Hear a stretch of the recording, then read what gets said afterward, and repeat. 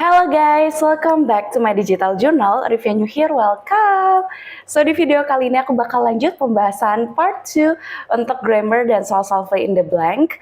Buat teman-teman yang belum nonton video part 1 bisa tonton video yang ini. Nah, buat teman-teman juga yang ingin mengerjakan bareng-bareng selama pembahasan video ini bisa klik link my description karena aku udah cantumkan juga PDF yang teman-teman bisa kerjakan. Oke, tanpa lama-lama lagi langsung saja kita ke videonya. Oke guys, sekarang kita lanjut aja ke pembahasannya. Di sini aku ada beberapa soal, ada 3 teks, dan teman-teman bisa kerjain bareng-bareng, dan pause videonya untuk kerjain dulu. Oke, sekarang kita lanjut ke soal teks 1. Di sini kalimatnya ada, in the last decade, sustainable tourism has titik-titik a significant trend in the global travel industry. Oke, di sini berarti kita mau cari kata kerja yang kira-kira diisi setelah ada kata has. Teman-teman masih ingat kalau di video aku sebelumnya, setelah has itu harus pakai apa? Tentunya pakai verb 3 ya teman-teman. Nah ini adalah termasuk rumus present perfect tense. Jadi kalau misalnya ada yang kata ada seperti has atau have, itu sampingnya verb 3. Kapan pakai has? Has itu kalau misalnya subjeknya singular, cuma satu, tapi kalau have itu adalah kalau subjeknya plural, yaitu lebih dari satu jamak ya. Nah kalau kita lihat di sini, opsi A, B, C, D, E mana yang merupakan verb 3? Coba kita breakdown bareng-bareng. Become itu adalah salah, nggak ada. Bentuk become pakai ed di bahasa Inggris. Karena kalau misalnya mau verb 2 dari become itu adalah became. Becoming adalah gerund ya, verb ing jadi salah. Became itu adalah verb 2. Become itu bisa verb 1 atau verb 3. Terakhir becomes itu adalah verb 1 tapi yang pakai S. Nah, jadi jawabannya adalah D ya teman-teman, yaitu adalah has become. Ini memang bentuknya seperti itu, jadi verb 1-nya dari become, itu adalah become. Tapi kalau misalnya verb 2-nya itu mereka berubah became, verb 3-nya balik lagi ke verb 1 bentuknya, jadi sama become. Itu ya. Sekarang let's go to number 2. Kalau kita lihat di opsi A, B, C, D, E ini, itu adalah soalnya menanyakan vocabulary yang sesuai ya dengan konteks ini. Kita baca kalimatnya dulu pertama.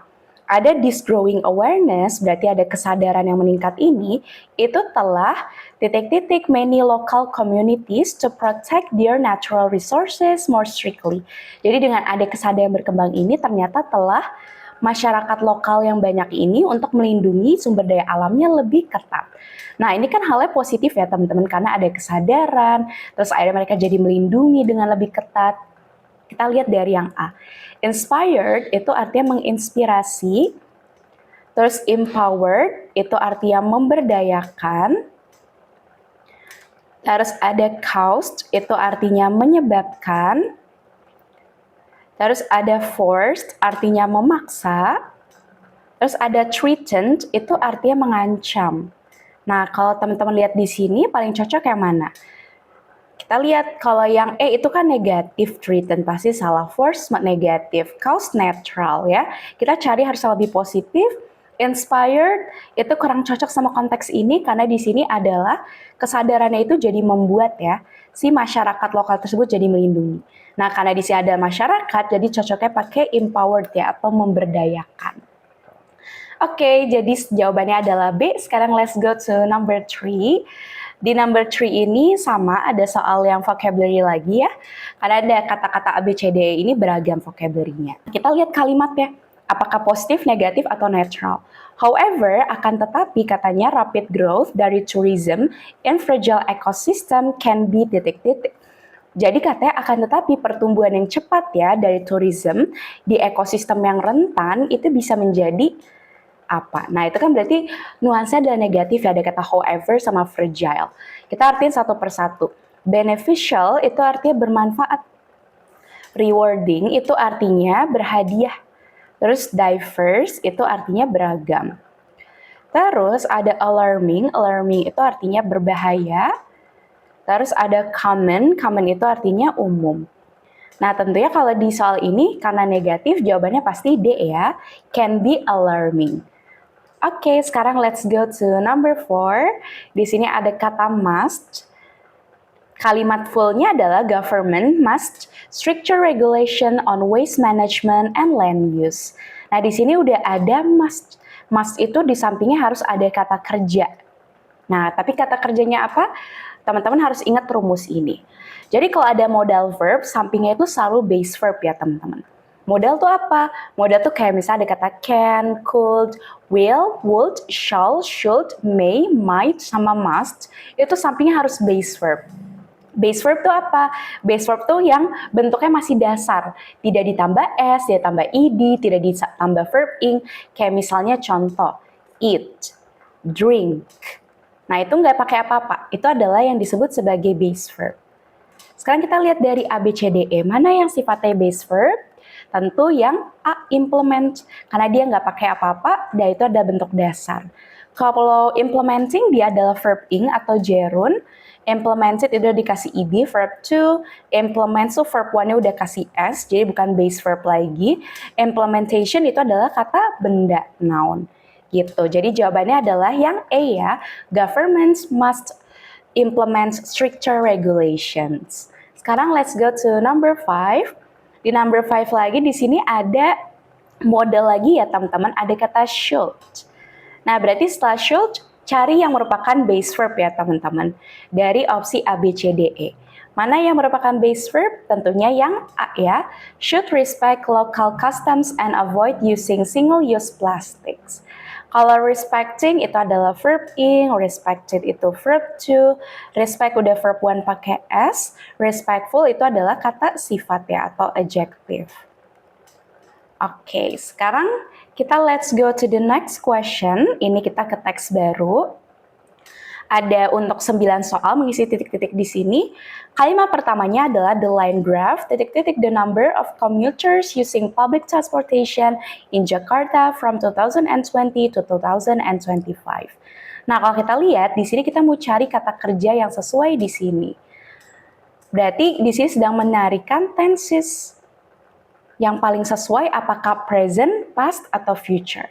Nah, karena di sini sedang membicarakan fakta, ya, faktanya itu adalah ada grafik ya di sini menunjukkan commuters dari Jakarta ini 2020 sampai 2025. Berarti kalau fakta menggunakan simple present. Nah, simple present itu gimana? Itu adalah yang bentuknya seperti ini ya teman-teman. Kalau singular subject, verbnya tuh verb one-nya pakai s atau es, tapi kalau plural subject pakai base verb. Nah, di sini kita lihat subjeknya singular apa plural teman-teman. Nah, di sini adalah singular ya, karena dia ada the line graph. Nggak ada s, nggak ada yang menunjukkan dia lebih dari satu, jamak ya. Berarti jawabannya adalah tentu yang B. The line graph illustrates the number of commuters using public transportation. Oke, sekarang kita lihat yang A. Kalau yang A itu adalah base verb, jadi untuk yang plural ya teman-teman. Illustrating itu adalah verb ing, gerund. Illustrated itu verb to illustrate itu adalah infinitive. Jadi jawabannya adalah yang B ya teman-teman. Sekarang let's go to the next question. Number 2, based on the statistic, it can be clearly titik-titik that there is a steady growth in the use of trains and buses. Oke, di sini kalimatnya adalah pasif, teman-teman. Kenapa? Karena ada kata it can be clearly. Ini dapat di titik-titik. Nah, berarti kalau seperti itu, kalau kalimat pasif adalah rumusnya seperti ini, teman-teman. Karena di sini pakai can itu kan modal. Terus B sampingnya harus verb 3. Nah, berarti kita lihat di sini mana yang verb 3 dari A, B, C, D, E. See itu adalah verb 1, seeing itu adalah gerund, verb ing, sees verb 1, berarti jawabannya adalah D, verb 3. Gitu. Kalau yang E itu salah walaupun ada verb 3-nya, tapi kan strukturnya dia to be seen ya. Sedangkan kita hanya butuh verb 3-nya aja, jadi jawabannya adalah it can be clearly seen that there is a steady growth in the use of trains and buses. Oke, sekarang let's go to the next question. Next question ini adalah number 3. The Transjakarta network has been expanded to reach suburban areas. Nah, kalau kita lihat opsi A, B, C, D-nya itu ada which, whose, who, where, sama whom. Ini adalah materi namanya relative clause. Jadi kita mau cari keterangan dari subjeknya ini tuh apa yang cocok. Nah, kira-kira apa yang cocok? Kita harus tahu dulu fungsi masing-masing relative clause tersebut. Kalau who, itu adalah kalau subjek itu adalah sampingnya orang. Kalau which atau that, itu kalau sampingnya subjek itu adalah benda, hewan, atau ide. Kalau whose itu untuk menunjukkan kepemilikan, where itu tempat, dan whom itu adalah untuk objek orang. Nah, kalau di sini berarti karena ada Transjakarta Network, itu kan dia benda ya teman-teman, adanya jaringan Transjakarta. Berarti jawabannya apa? Yang which, yang A. The Transjakarta Network which has been expanded to reach suburban areas. Oke, sekarang let's go to the next question. Di sini nomor 4 ya, the total number of daily riders is now the figures recorded 5 years ago. Jadi katanya total number dari pengendara harian sekarang itu titik-titik kalau kita lihat dibandingkan 5 tahun yang lalu ya. Nah, karena di sini sifatnya perbandingan dulu sama sekarang, itu pakai grammar namanya comparative degree. Jadi kalau misalnya nih adjektifnya itu adalah satu suku kata, itu pakai er sama than. Contoh misalnya smarter dan lebih pintar dibanding. Tapi kalau adjektifnya itu lebih dari suku kata, itu harus pakai more. Jadi misalnya more intelligent dan nah gitu ya. Ini tujuannya untuk membandingkan dua hal kayak di sini masa lalu sama masa sekarang. Berarti jawabannya apa? Tentunya yang C, higher than. Karena higher than itu kan dia satu suku kata ya dari high. Jadi bentuk komparatifnya adalah higher than the figures recorded 5 years ago. Jawabannya adalah yang C. Sekarang let's go to the next question. Ini sepertinya kalau kita lihat dari opsinya ya, sudah ngebahas vocabulary, mana yang paling cocok sesuai konteks. Kita lihat di sini ada kalimatnya the popularity of public transit depending on the availability of feeder services. Jadi popularitas dari transportasi publik itu depending on, tergantung kepada availability, ketersediaan. Nah, kalau masih ketergantungan dengan ketersediaan, berarti kan belum stabil ya teman-teman, masih berubah-ubah. Sekarang kita lihat opsi A, B, C, D, E. Stabilize itu artinya telah nggak berubah-berubah nih, udah stabil. Kalau fluctuates itu masih fluktuatif. Kalau fluktuatif kan berarti berubah-ubah. Continuous itu artinya masih berlanjut. Fix itu artinya sudah tetap. Kalau balances itu artinya telah seimbang. Nah, kalau di sini karena ada kata depending on availability, pasti jawabannya adalah B ya, fluctuates, atau the popularity of public transit fluctuates depending on the availability. Oke, next question. Di sini ada number 6 ya. Some residential areas still experience a inaccessibility during late hours. Nah, kita lihat kalimat kesurannya kan di sini ada kata while. Ya, while rute sentral itu adalah mereka ramai, akan tetapi area residential itu mengalami titik-titik dalam aksesibilitas saat late hours. Berarti kalau kita lihat adanya kontras ya, kalau udah ada kata while, X, Y, itu menunjukkan ada hubungannya pertentangan. Nah, karena di sampingnya itu adalah ada kata crowded, crowded itu kan ramai, berarti lawannya ramai itu kita cari yang sifatnya nggak ramai ya, sepi, langka, dan seterusnya. Kita lihat dari A. Kalau A itu artinya untung, surplus. Growth itu artinya tumbuh. Shortage itu artinya langka. Expansion itu artinya perluasan. Benefit itu artinya bermanfaat. Nah, berarti kalau kita di sini udah jelas ya, jawabannya pasti adalah shortage, karena artinya langka. Jadi kalimatnya, while central routes are always crowded, some residential areas still experience a shortage in accessibility during late hours. Yang C.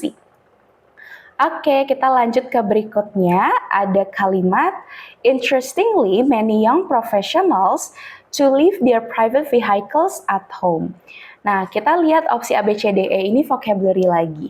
Kalau kita lihat nuansa kalimatnya kan positif ya, menariknya banyak profesional muda itu ternyata meninggalkan kendaraan pribadinya di rumah. Karena disebut di kalimat setelahnya, para pekerja yang kerja di Sudirman itu lebih memilih MRT supaya nggak terkena macet. Berarti tentunya di sini mereka memilih untuk meninggalkan kendaraan pribadinya di rumah. Berarti dari opsi A, B, C, D, E mana yang paling cocok? Refuse itu artinya menolak, kalau forget itu melupakan, kalau hesitate itu artinya enggan, choose itu artinya memilih, kalau ignore itu artinya mengabaikan. Nah, berarti di sini jawabannya apa teman-teman? Tentunya yang choose ya, memilih untuk meninggalkan kendaraan pribadi di rumah. Yaitu adalah yang D ya teman-teman, choose. Oke, kalimatnya di situ kan ada kata most employees who work in the Sudirman area, titik-titik the MRT, to avoid traffic jams. Nah, ini adalah suatu fakta yang terjadi di masa kini ya, teman-teman, general fact. Terus, kalau misalnya fakta itu pakai rumus apa? Pakai simple present, teman-teman. Simple present itu yang subject pakai verb one, kalau singular itu verb one-nya pakai es, gitu. Nah, kita lihat nih di sini subjeknya plural apa singular. Di sini subjeknya adalah most employees. Most employees itu adalah pakai s. Subjeknya berarti dia termasuk plural. Berarti verbnya pakai yang mana teman-teman? Verbnya yang pakai tanpa s ya, yang di sini. Berarti jawabannya apa? Yaitu adalah take yang D ya teman-teman. Jadi kalau kita lihat di sini berarti most employees who work in the Sudirman area take the MRT to avoid traffic jams. Jawabannya adalah yang D ya teman-teman. Oke, sekarang let's go to the next question. Di sini berarti yang terakhir ya. The shift in lifestyle has positive titik-titik on the city's air quality. Ternyata dengan ada pergeseran gaya hidup ini punya titik-titik positif ya terhadap udara kota tersebut. Berarti kalau positif itu apa teman-teman? Apakah positive impact, dampak positif, danger, bahaya, failure, itu kegagalan, terus ada burden, itu beban, atau konflik teman-teman. Nah, karena konteksnya positif ya, pasti cocoknya adalah positive impact on the city's air quality yang A. Oke teman-teman, itu teks yang tadi. Sekarang kita lanjut ke last teks. Di sini ada teks 3, ada 5 nomor dan kita kerjain bareng-bareng ya. Kita lihat dari number 1 itu ada kalimat according to the global market report, the e-commerce industry a massive surge in total sales during the 2020 global lockdown. Nah, ini pasti soal tenses nih teman-teman, karena ditanyakan di opsi A, B, C, D, E, yaitu adalah verb. Berarti kalau tenses, langkah pertamanya adalah teman-teman harus lihat keterangan waktunya apa ya di sini. Dan kalau kita lihat di sini, keterangan waktu terjadi di masa lalu. Karena ada kata during the 2022 global lockdown. Atau ada lockdown global tahun 2020. Berarti kalau 2020, itu pakai rumus simple past ya teman-teman, yaitu adalah subject plus verb to. Sekarang kita lihat di sini, A, B, C, D, E. A itu adalah verb one pakai S, terus to experience itu adalah infinitive, terus experiencing itu adalah termasuk gerund, has experience itu adalah verb 3. Nah, berarti jawabannya adalah yang E ya teman-teman, experience itu adalah verb to. Jadi the e-commerce industry experience a massive surge in total sales. Oke, sekarang let's go to number 2. Since then, digital transactions by major financial institutions as the primary driver of retail growth. Nah, kalau kita lihat di sini kalimatnya itu adalah kalimat pasif ya teman-teman. Kenapa? Karena udah ada kata by oleh lembaga finansial besar. Jadi kalau udah ada kata by, terus ada aktornya, itu pasti termasuk kalimat pasif. Nah, kita lihat di sini. Karena di sini adalah konteksnya masa kini, karena setelah tersebut ternyata transaksi digital itu jadi apa gitu ya di masa kini. Nah, itu adalah rumus simple present yang pasif, teman-teman pakai subject, is atau are sama verb 3. Kalau untuk tahu pakai is atau are, lihat dulu nih subjeknya. Subjeknya singular apa plural teman-teman? Plural ya, karena dia ada s-nya, transactions. Jadi kalau transactions, itu pakainya adalah yang are plus verb 3. Jadi jawabannya adalah yang A ya teman-teman, yaitu ada are recognized. Kalau yang lain gak nyambung, karena kalau is recognized itu kan berarti untuk yang singular ya, teman-teman pakai is. Sedangkan recognize itu adalah untuk simple present tapi yang aktif. Recognizing itu adalah gerund, was recognized itu adalah dia bentuk pasif dari simple past gitu, masa lalu. Jadi jawabannya adalah A ya teman-teman, are recognized. Oke, sekarang kita let's go to the next question. Di sini ada number 3 ya teman-teman. Nah, di number 3 ini kalimatnya itu adalah experts analyze various platforms to determine which one provided the user experience for consumers among all digital platforms currently available to consumers.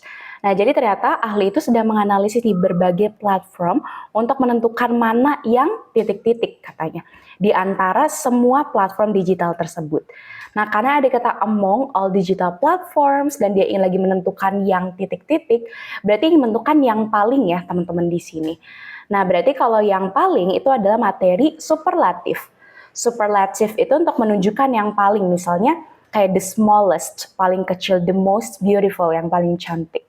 Terus kalau beberapa bentuk irregular kayak the best, the worst, the least, sama the furthest, itu juga merupakan superlatif. Nah, karena di sini ada pilihannya adalah good, berarti bentuk superlatif dari good itu apa, teman-teman? Best ya, jadi di sini adalah jawabannya yang D, the best user experience for consumers, gitu. Yang C itu hampir mendekati benar, tapi dia salah karena ada the di sini. Jadi nanti the-nya itu double, teman-teman, karena di kalimat nomor 3 ini udah ada kata the, jadi nanti jadi redundant atau sangat banyak ya kalimatnya tersebut. Jadi jawabannya adalah D ya, teman-teman. Sekarang let's go to the next question, number 4. Itu kalimatnya, after the data analyst finished, titik-titik, the consumer behavior patterns, they discovered that mobile shopping is now the dominant trend. Nah, kalau kita lihat kalimat ini, itu subjeknya udah ada. Terus verbnya udah ada ya, pakai finished. Nah, setelah kalau udah ada verb finish sebagai kata kerja utama, main verb, sampingnya tuh pasti antara pakai gerund atau pakai infinitive. Nah, kalau finished itu temannya adalah menggunakan